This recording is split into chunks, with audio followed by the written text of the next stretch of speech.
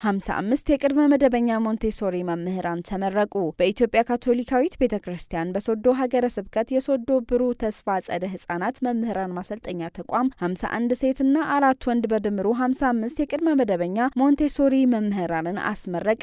ይህ አንጋፋ ተቋም በተከታታይ ለ40 ዓመታት የሞንቴሶሪ የመማር ማስተማር ስራ ስነ ዘዴ ስልጠናን ሲሰጥ የቆየ ሲሆን የአሁኖቹ ተመራቂዎችን ጨምሮ እስከ ዛሬ ድረስ 1126 መምህራንን ማፍራት ችሏል።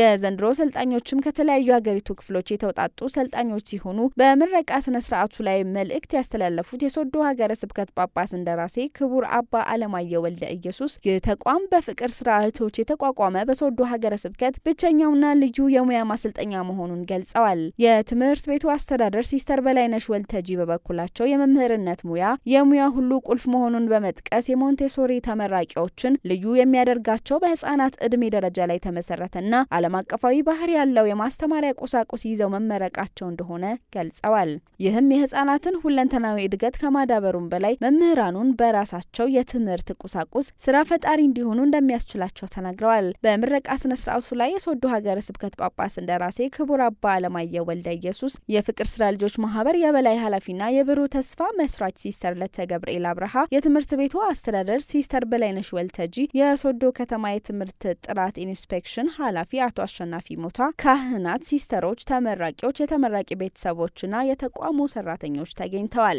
መረጃው የሶዶ ሀገረ ስብከት ማህበራዊ ተግባቦት ገጽ ነው።